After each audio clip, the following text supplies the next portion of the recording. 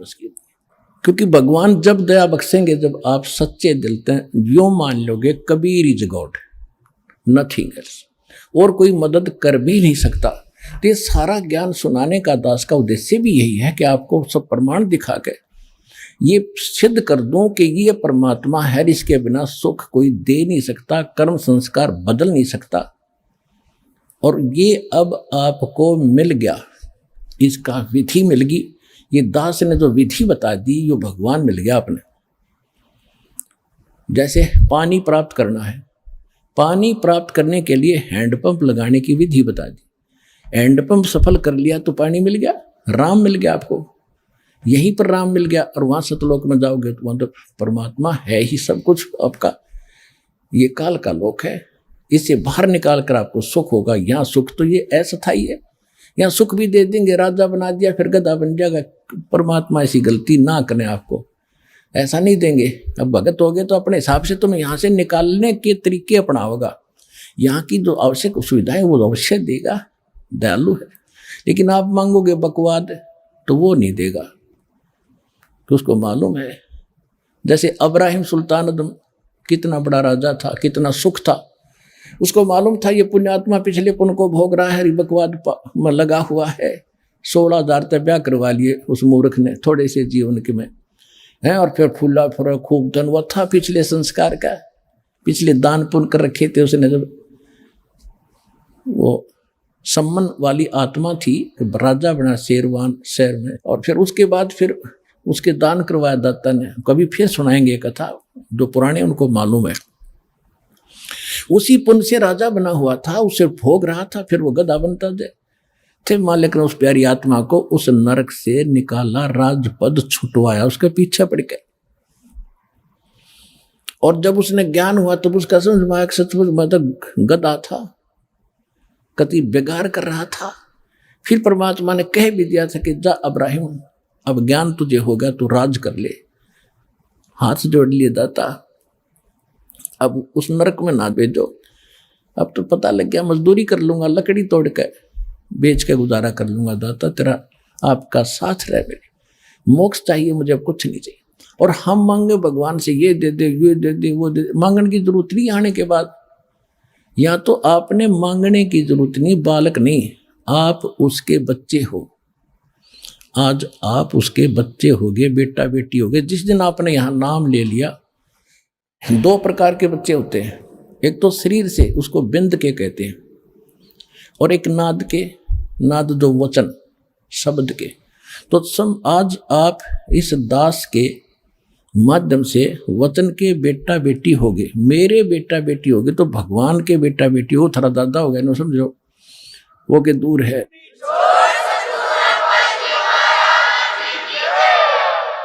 और परमात्मा कहते हैं एक लेवा एक देवा दूतम, कोई किसी का पिता नहीं पुत्र। जैसे सुखदेव ऋषि को ज्ञान था और व्यास जी के घर उसका जन्म हुआ, उसकी पत्नी के गर्भ से 12 वर्ष में तो माँ के गर्भ से बाहर आया था। अब देखो पुण्यात्माओं, ज्ञान हो गया, ज्ञान तो करा देते हैं सभी, भाई भगवान की भक्ति करो नहीं तो ये हो जाए। अब ज्ञान हो गया, समाधान नहीं तो खा का वो ज्ञान। अब सुखदेव ऋषि को गर्भ से ही पता था कि बाहर जाते ही में अचेत हो जाते हैं, और ब्रह्मा विष्णु महेश से निकल रहे रजगुण ब्रह्मा सतगुण विष्णु तमोगुण शिव, ये गुण ये हमें अचेत करते हैं। फिर हम भूल जाते हैं उद्देश्य को। अब मुझे याद है कि मनुष्य जीवन केवल परमात्मा पाने के लिए मिला है। बाहर जाकर परिवार मोह में फंस जाते हैं, भगवान भूल जाते हैं। इसलिए माँ के गर्भ से निकलते ही 12 वर्ष के शरीर एकदम बाहर आते, 12 वर्ष का शरीर होगा। पहले तगड़ी तगड़ी माताएं भी तगड़ी तगड़ी होती थी। और नाल को अपने कंधे पर डालकर उठकर चल पड़ा। वेद व्यास जी ने कहा कि बेटा 12 वर्ष इंतजार की, तेरी पुत्र होगा। ऋषियों को पता लग जाता है बेटा है कि बेटी, उनकी दुर्दृष्टि काम करती थी। पहले ये तो कोई था ही नहीं, लड़का ना हो लड़की ना हो, कोई हो मालिक दे, ये डिस्टर्बेंस नहीं थी, जो अब शुरू कर रखी है अनजान पड़े में। तो सुखदेव ऋषि ने कहा था कि एक लेवा एक देवा दूतम, और कोई किसी का पिता नहीं पुत्रम। ऋण संबंध जुड़ा एक ठाठा, अंत में सब 12 बैठा। कि पिताजी ना जाने कितनी बार तू मेरा बाप और मैं तेरा बेटा हो लिया, ना जाने कितनी बार मैं तेरा बाप और तू मेरा बेटा हो लिया। ये पूरी चिट्ठी मेरे पास है। और इब क्या गलती करो नहीं, मैं शक्ल भी ना देखूं तेरी बाप, मेरी मोह हो जाएगा आपके अंदर। यूं कहकर पिछले संस्कार से सिद्धि से उड़ कर चला गया, पिछला बैटरी चार्ज थी। अब उसको ज्ञान भी था, राजा जनक गुरु भी बना लिया, और फिर भी मोक्ष नहीं, क्योंकि राजा जनक कोई ज्ञान नहीं था कि जितना ज्ञान था बता दिया। विष्णु का पुजारी था, विष्णु लोक में वो चला गया राजा जनक, विष्णु लोक में सुखदेव चला गया। अब राजा जनक को परमात्मा उससे भी मिले थे, लेकिन जब घने ठाठ से थे, वो समय नहीं था जो दास आपको यहाँ लाना चाहता है भी, कि ये समय था मोक्ष का। राजा जनक जो थे पहले सतयुग में राजा अम्बरीश थे, वो भी विष्णु पुजारी थे, और ये दुर्वासा जैसे ऋषि तोब थे, बड़ी सिद्धि वाले थे, सब उस तो डरते थे। अम्बरीश ऋषि ऐसे साधक थे, शील संतोष के थे, पिछले जन्म के संस्कारी थे। दुर्वासा की सिद्धि ने भी काम नहीं किया उसके ऊपर, आप पे फेल हो गया, बल्कि राजा अम्बरीश के पैर पकड़कर जान बचवाई थी उस दुर्वासा ऋषि। और वही ऋषि अगले जन्म में फिर राजा जनक हुआ, और वही राजा जनक फिर चला गया स्वर्ग में। रास्ते में काल कैसे चोरी करता है, कैसे ठगता है आपको। पुण्यात्मा, एक एक प्रश्न को ध्यान से रखना, प्रत्येक में एक न्यारा न्यारा गुड़ रहस्य निकलेगा। जब राजा जनक ने अपने शासन काल में, जीवन काल में राजा था, बहुत गुणे धर्म पुण्य किए थे, बड़ी बड़ी यज्ञ की थी, 100 मन घी की, सैकड़ों की संख्या, और काफी दान किया था, गौवें दान की थी ब्राह्मण ऋषियों को। लेकिन वो मंत्र ठीक नहीं थे, जैसा किया दान धर्म वो तो मिलेगा ही मिलेगा। तो राजा जनक जब जाने लगा, विमान में बैठकर जा रहा था, काल के दूत वहां से, रास्ता था एक, वहां से ले जा रहे थे। वो काल के दूत नहीं थे उसके साथ थे विष्णु जी के गण, विष्णु जी के गण, और साथ में कुछ यमदूत भी उसी जहाज में बैठे जा रहे थे। तो वहां जाकर जब एक नरक के साथ से उनका विमान गुजर रहा था, तो नरक के अंदर 12,000 आत्माएं अपने किए हुए पाप कर्मों का वहां दंड भोग रहे थे, हाहाकार मचा था, चिल्ला रहे थे। और वो राजा था, दयालु राजा था, अपने राज्य में किसी को कोई दुख होता था तुरंत उसका निवारण करता था, उसको शांति देता था, किसी को दुखी नहीं होने देता था। तो जब उसने वहां जाकर हाहाकार मची देखी, तो कहा कि पार्क दो, विमान रोको। विमान रोक दिया कि ये चिल्लाहट कहां से आ रही है, कौन दुखी है इस नगरी में। उन्होंने बताया जी ये नगरी नहीं है तो नरक है, इसमें 12 करोड़ आत्माएं इसमें दुख अपना कर्म का दंड भोग रही हैं। राजा ने कहा कि इनको को छोड़ दो, इनको निकालो इससे। तो पार्षदों ने जो साथ गए थे भगवान के दूत, उन्होंने कहा कि राजन, या आपका हुक्म नहीं चलेगा, या तो धर्मराज का हुक्म चलेगा कि धर्मराज को बुलाओ, और नहीं तो मुझे भी यहीं छोड़ दो, मैं भी इस नरक में इनके साथ ही रहूंगा, आगे मैं भी नहीं जाता। अब वो संदेशा धर्मराज के पास गया। धर्मराज ने आके पूछा कि राजन, क्या कारण है कि ये सब इनको छोड़ो, ये बहुत दुखी हो रहे हैं, मुझसे देखा नहीं जाता। तो उसने बताया जी देखो, यहाँ ऐसा नहीं होता, जिसने जैसा कर्म किया वो भोगना ही पड़ेगा। ये मेरी वही मेरी पैड में लिखा है, रिकॉर्ड में, इनको कोई बदल नहीं सकता, मेरी ताकत नहीं है बदलने की। तो राजा जनक ने कहा कि मुझे भी यहीं छोड़ दो, कि ये भी मैं नहीं कर सकता, आपको यहाँ छोड़ने का आदेश नहीं भगवान का, आपको कैसे छोड़ूंगा। तो कहने लगा मैं तो जाता नहीं, करो जो आपने करना है। अब ऐसे पुण्यकर्मी आत्मा के साथ वो भी ज्यादा खस्सा खसाई नहीं करते, फिर अपनी चापलूसी यानी चाणक्य ऋषि अपनाते हैं। धर्मराज ने कहा कि एक काम हो सकता है, आप अपने पुण्य दे दो, इनको पुण्य संकल्प कर दो, उन पुण्यों के आधार से मैं इनको सबको नरक से निकाल दे दूंगा, निकाल सकता हूं, आपके पुण्य इनको मिल जाएंगे, आपको इतना फिर डेबिट हो जाएगा, आपके पुण्य कम हो जाएंगे। राजा जनक बड़े दयालु थे। परमात्मा कहते हैं देखो, दयालु होना जरूरी है, लेकिन अपने दयालुता में अपने पैर पर कुहाड़ी मारना कोई दयालुता नहीं है, वो तो मूर्खता है। तो वहां उसने क्या किया कि राजा जनक ने कहा कि ठीक है, मैं इनको अपने आधे पुण्य देता हूं, जितने मैंने धर्म पुण्य किए, भक्ति करी है। ठीक है, उसने उधर से काट के उन सब के बांट दिए, आधे पुण्य 12 करोड़ में बांट दिए, और उनको सबको बाहर निकाला, अलग से विमानों में बैठाया, राजा के पीछे पूरा लश्कर भेज दिया, चल। अब वो सारे स्वर्ग में चले गए। देखो पुण्यात्माओं, ये आपका चोरी हो रही है, आप कहाँ तक ठग लेता है, काल का जाल कितना भयंकर है। तुम तो यहाँ तो पता ही नहीं, यहाँ तो आप ठगे जाते हो। आपके पास तो कोई पूंजी है कोई नहीं, वह बांट बूट के यहीं हो लिए, उसको तो और पूंजी लेकर जा रहा था, वहां ठग ली। अब वो 12 करोड़ आत्माएं पहुंच गई स्वर्ग में, ठाठ से रह रही है उसके पुण्य से। और जब वो पुण्य राजा जनक के दिए हुए वो बख्शे हुए खत्म होंगे, उसके बाद वही आत्माएं फिर पुनः उसी नरक में आएंगी जो उनके पाप न्यू के न्यू रखे थे, वो फिर भोगने पड़ेंगे। उधर से राजा जनक का जब वो आधा खाली कर दिया है, वो फिर खत्म हो गया त्रेता में। द्वापर में तक वो वही रहा, स्वर्ग में इतने पुण्य थे। अब कलयुग में वही आत्मा राजा अम्बरीश की, राजा जनक बने, फिर राजा जनक की आत्मा ये श्री नानक देव जी बने तलवंडी के अंदर। तलवंडी पंजाब यानी पाकिस्तान के अंदर एक तलवंडी गांव है, वहां पर एक कालू राम मेहता खत्री यानी अरोड़ा, उसके घर जन्म हुआ।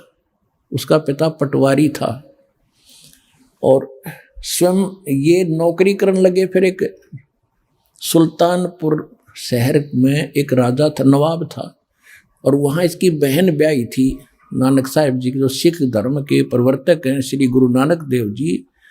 ये आदरणीय आत्मा कहाँ थी? अम्बरीश, सतयुग में राजा अम्बरीश, लाखों करोड़ों सेना इसके साथ, और हाँ जय जयकार होती। राजा जनक, लाखों सैनिक, लाखों नौकर इसके हाथ जोड़े खड़े रहते थे। और फिर वही अपने पुण्य से खत्म करके क्या बने? स्वयं सुल्तानपुर के नवाब के एक मोदी खाने में नौकर बने। अब परमात्मा याद दिलाते रहे, बड़ी आत्मा। अब सुन ले इस विधान को जो हम बताने चाहते हैं। जब तक हम कबीर परमात्मा की भक्ति नहीं करेंगे, मोक्ष नहीं हो सकता, चाहे कितना कुछ बन ले। अब नानक साहिब जी मोदी खाने में नौकरी करते थे। सुल्तानपुर शहर के पास एक नदी बहती थी, बेई नदी। वहाँ सुबह सुबह सभी उस शहर के लोग स्नान करने जाते थे। परमात्मा काशी में प्रकट थे उस समय कबीर जी।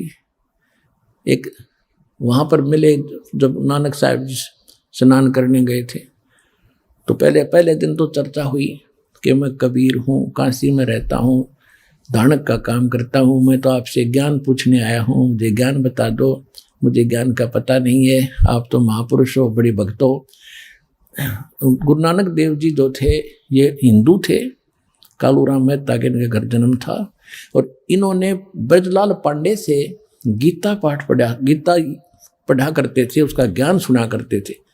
उसके आधार से विष्णु जी को पूर्ण परमात्मा मान लिया था। श्री कृष्ण जी भी विष्णु अवतार माने जाते हैं। तो ये बातें होकर परमात्मा चले गए। दूसरे फिर कुछ दिन के बाद फिर उस दिन परमात्मा ने सारी बता दी थी कि विष्णु की यह स्थिति है, कृष्ण की ये स्थिति है, इसे मोक्ष नहीं हो सकता। और गीता में ये खुद गीता ज्ञानदाता कहता, तू उसकी शरण में जा तब तेरा मोक्ष होगा। वो कौन है? मुझे इसका ज्ञान बता दो, फिर मैं आपको गुरु बना लूंगा। तो उस समय तो नानक जी को दुख हुआ, क्योंकि और भी बैठे थे सरोता। तो कबीर साहब उठकर चले गए कि ये नाराज हो जाएगा, आगे नहीं सुनेगा। लेकिन रात को चक्कर बंध गया कि ज्ञान सारा का सारा सच्चा, मैं तो गलती कर रहा हूं। अब के वो कभी आए, किसी प्रकार मुझे दर्शन दे, सारा ज्ञान सुनूंगा। कुछ दिनों के बाद फिर इसी प्रकार स्नान करने के लिए उसी प्रतिदिन जाते ही थे। 3-4 महीने के 6 महीने के बाद उनकी खूब तरफ देखकर परमात्मा की जिंदा महात्मा बड़ा का रूप बनाकर उसी बेई नदी पर चले गए, जहां वो स्नान करने की तैयारी कर रही थी। तब वहां से सतलोक लेके उन्होंने छलांग लगाई दरिया में नहाने के लिए। परमात्मा ने उनको वहीं से अदृश्य कर लिया, स्वयं भी साथ लगा दी छलांग, अदृश्य कर लिया और शव को कहीं और रख दिया अपस्ट्रीम में जिधर से जल आ रहा था। लोगों ने सोचा, वहां स्नान करने वाले सैकड़ों की संख्या में नगर के लोग थे। उन्होंने देखा कि बाहर आया नहीं, नानक जी डूब गए, नानक डूब गया, नानक जी डूब गए। उसकी बहन को बताया, उनके बहनोई को बताया, जयराम नाम था उसकी बहनोई का, नानकी नाम था इनकी बहन का। हाहाकार मच गई। राजा ने भी गोताखोर भेज दिए, जाल लगावे। वो खोदें नीचे ने, वो शरीर धर रखा 3 किलोमीटर ऊपर ने बन में, तो वो नहीं पाया। 3 दिन झक के बैठ गए, सबने मान लिया कि नानक जी डूब कर मर गए और वो ले गए सतलोक में परमात्मा।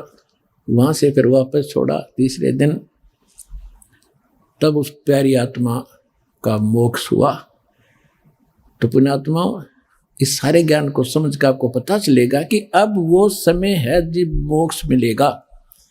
और जब तक हम कबीर साहब की शरण में नहीं आएंगे, इसको नहीं पहचानेंगे, मुक्ति नहीं हो सकती।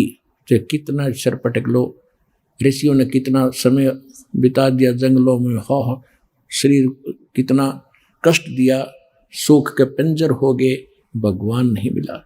फिर सिद्धियों से खेलने लगे, सिद्धि मिल गई हठ योग करने से, फिर इसमें ये अपने एक दूसरे को प्रभु पाक गए। ये सिद्धि तो एक आने की नहीं, हमने ये सिद्धि आपकी भक्ति में खूब आवेंगी। जो दास आपको मंत्र बता रहा, इनका प्रयोग नहीं करना, नहीं तुम्हें नाश का कारण बन जाएंगे। इन सिद्धि माने इस ताकत से हम सतलोक जाएंगे, नहीं तो यही पंचर हो जाएगा फिर ये। तो अब क्या है, उसी प्रसंग पर आते हैं। वहां सबको समझा रहे थे भगवान, सारी कहानी बताई और कहा कि तुम जाओ, जिनको तुम भगवान मानते हो वो तुम्हें खा रहा है, जिसको तुम निराकार कहते हो वो साकार है, ये सामने आ रहा है। जब उन सभी जीवों ने देखा कि ये सामने, ये है वो तुम्हारा निराकार का ज्योत निरंजन, ज्योत स्वरूपी अलख निरंजन, और ये है वो ब्रह्म जिसको तुम ब्रह्म कहते हो। ब्राह्मणों, ये है तुम्हारा ब्रह्म और तुम्हारी अक्ल मारी जा रही है। देवी पुराण के अंदर 7वें स्कंद में हिमालय राजा को जब ज्ञान दे रही है देवी दुर्गा जी, वो बता रही है कि तुम ओम नाम का जाप करो, ब्रह्म की भक्ति करो और सब बातें छोड़ दो, किसी की पूजा मेरी भी मत करो और अनन्य मन से उसकी भक्ति करो, उसको प्राप्त हो जाओगे। वो ब्रह्म लोक में रहता है, वो ब्रह्म लोक में रहता है ब्रह्म, वहां चले जाओगे। और ये नहीं को निराकार, फिर निराकार की तरह तो सब जगह है। पुराणों को भी ना समझाएंगे। वेद पढ़े पर भेद न जान, ये बाँचे पुराण 18, और पत्थर की पूजा करें ये भूल गए सिरजनहारा। कहते हैं वेद पढ़े पढ़ भूले अर्थ ना खुले। वेद पढ़े पढ़ भूले, पढ़ तलिया लेकिन अर्थ ना खुले, इसलिए ब्राह्मण मोक्ष प्राप्ति नहीं कर सके। फिर क्या बताया, गुरु बिन वेद पढ़े जो प्राणी, समझुन सौर रहे अज्ञानी। गुरु बिन काहु न पाया ज्ञाना, जो थूथा बूछड़े मूड किसाना। अब जैसे सरसों का जोड़ा होता है, भूस, या ये धान निकालते हैं, उसकी प्राण भूस होता है, और कोई मूर्ख उस प्राण में ठाठा पटकन लग रहा हो और कोई इसको कहे क्या कर रहा है कि धान निकाल रहा हूं, धान इसमें थोथे भूस में माथा मार रहा है। तो जब तक सतगुरु नहीं मिलेगा तो ये अन्य साधनाएं हैं, थोथा भूस कुटना, तो इससे कुछ लाभ नहीं होना, कितना प्रयत्न कर लो। वो तो धान गेहूं नो के नो धान और जब मारे क्या पटक गड़ पड़े, ढेर लाग जाए थोड़ी देर में। तो वो सतगुरु आज ये दास है उस परमात्मा का भेजा इस कलयुग में, ये याद रख लियो।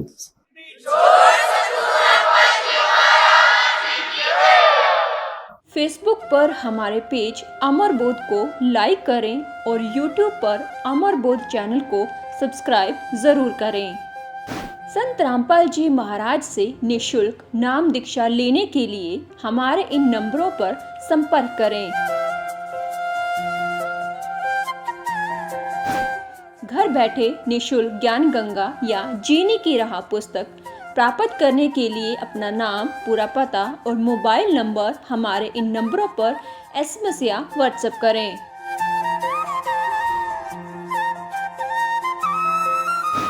अधिक जानकारी के लिए हमारी वेबसाइट supremegod.org पर विजिट करें।